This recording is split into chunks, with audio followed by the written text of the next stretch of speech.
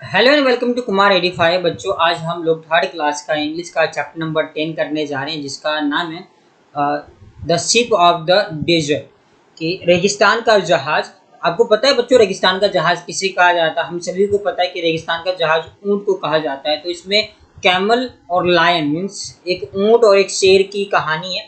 ये दोनों आपस में बात कर रहे होते हैं और इस बातचीत को इस पूरे के पूरे इस कहानी में हमें बताया गया है। तो चलिए हम इसको पढ़ते हैं और साथ में समझते हैं। Lion roaring who are you, शेर दहाड़ते हुए कहता है कि तुम कौन हो। Camel looking down at the lion, I am the ship of the desert who are you. Means आपको पता है बच्चों कि जो ऊंट होता है वो लंबा होता है और लंबा होने की वजह से वो शेर को देखने के लिए नीचे की ओर देखता है और कहता है कि I am the ship of the desert who are you, कि मैं रेगिस्तान का जहाज हूँ, तुम कौन हो। Lion don't you know me, मतलब कहता है don't you know me, I am the king of the forest, मतलब तुम मुझे नहीं जानते, मैं जंगल का राजा हूँ।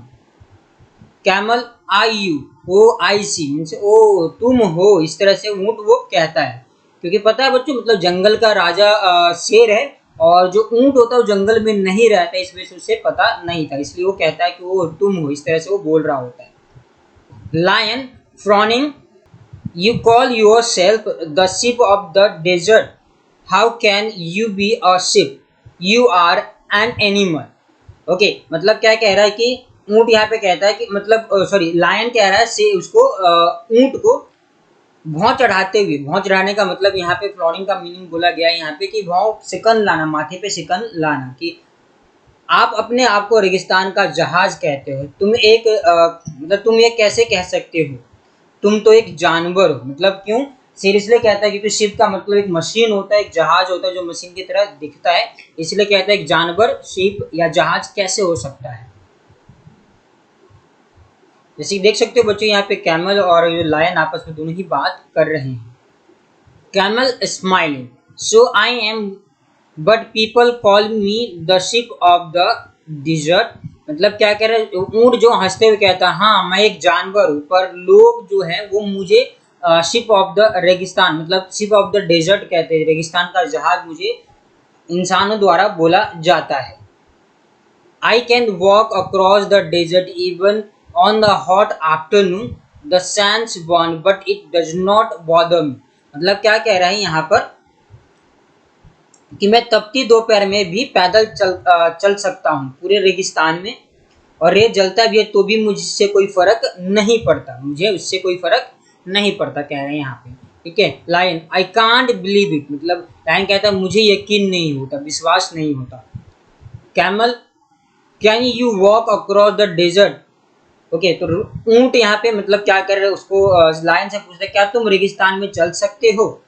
तो lion blinking, no I can can't but I can run in the forest, मतलब ब्लिंकिंग मतलब क्या कहते हो, सर हिलाते हुए, इनकी झपकते हुए कहते हैं, पलके झपकाते हुए,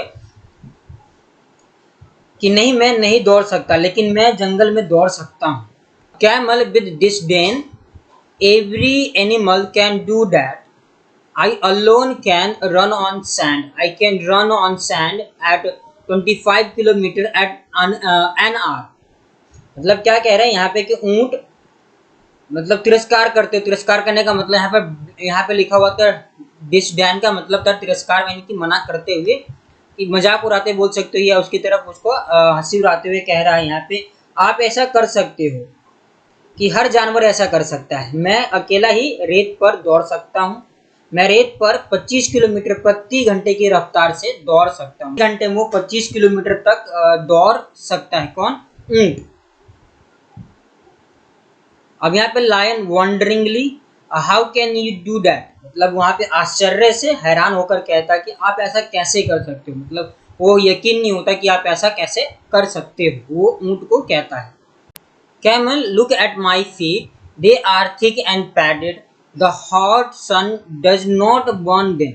मतलब क्या कह रहा है कि मेरे कैमल, अब यहाँ पे ऊंट जो है वो कहता है आप मेरे पैरों को देखो, वो मोटे और गद्देदार हैं। यहाँ पे देखो, पैडेड का मतलब यहाँ पे थिक मतलब मोटा और पैडेड मतलब गद्देदार है। The hot sun does not burn them, मतलब कि जो गर्म सूरज है या रेगिस्तान गर्म होने की वजह से वो मेरे मतलब जो रेत गर्म हो जाती हैं तो वो मेरे पैरों को भी नहीं जला सकती हैं। Lion my feet are padded too, lion भी कहता है कि मेरे पैर भी गद्देदार हैं। Thorns don't bricks them and I can run 80 kilometre an hours, मतलब क्या कह रहे हैं यहाँ पे, शेर भी कहते हैं my feet are padded too, कि मेरे भी पैर जो है गद्देदार है, और थॉर्न जो है कांटे मेरे पैर में नहीं चुभ सकते। ब्रिक का मतलब यहाँ पे देख सकते हो कि चुभन, के नहीं चुभ सकते। एंड आई लिखा हुआ and I can run 80 kilometres an hour, मतलब कि वो 1 घंटे में 80 किलोमीटर तक मैं दौड़ सकता हूँ। कैमल दैट इज ट्रू, ये सच है। You can run 80 kilometres an hour in the forest but can you run even a mile on the hot sand, मतलब कह रहा है यहाँ पे कि ये सच है, आप जंगल की में 80 किलोमीटर प्रति घंटे की रफ्तार से दौड़ सकते हो, लेकिन क्या आप गर्म रेत पर 1 मील भी चल सकते हो? 1 मील मतलब माइल का मतलब यहाँ पे कि आधा किलोमीटर मतलब भी चल सकते हो। तो lion may be not, but मतलब नहीं हो सकता है, रेगिस्तान में मैं नहीं चल सकता, शायद नहीं। Camel interrupting and you can't live without water for a week, can you, आप 1 हफ्ते तक पानी के बिना नहीं रह सकते हैं।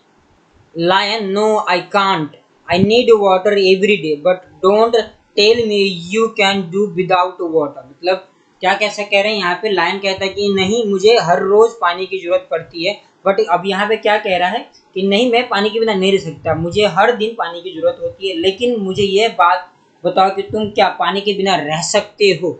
यहाँ पे किसको बोल रहा है? कैमल को बोल रहा है, मीन्स ऊंट को।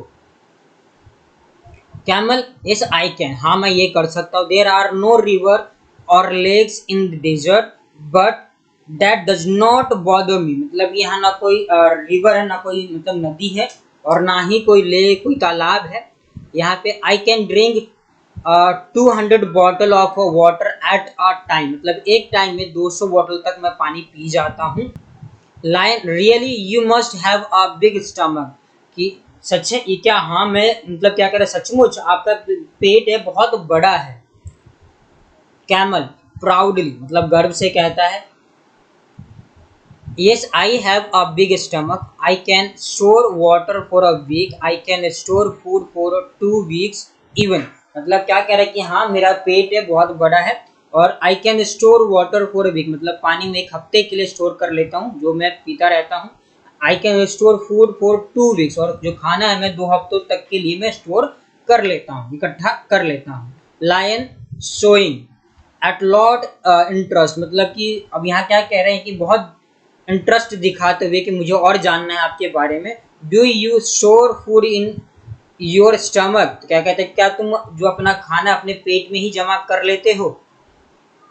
Camel no I don't, I store in it my hump, हम का मतलब जो कुबर होता है, बच्चों अपने कुबर की बात कर रहे हैं यहाँ पे, और स्टमक की बात कर रहे हूँ, मतलब आपके स्टमक का मतलब पेट था, और यहाँ पे सोई इंटरेस्ट दिखाते हुए, इंटरेस्ट मतलब कि दिलचस्पी लेते हुए, हम का मतलब कुबर, यहाँ पे हमने पढ़ा कि आई डोंट, आई मतलब no I don't, I store in my home, I eat a lot food at one time, कि मैं एक समय में बहुत ज़्यादा खाना खा लेता हूँ। Then I don't need to eat for a fortnight, मतलब कि और मैं उसको क्या करता हूँ, I don't need for eat fortnight, मतलब और कहने का मतलब यहाँ कि नहीं खाता रहता हूँ। लायन दैट्स इंटरेस्टिंग, कि वो बहुत अच्छी बात है, बट कह रहे वो तो बहुत अच्छी बात है, बट तुम खाते क्या हो?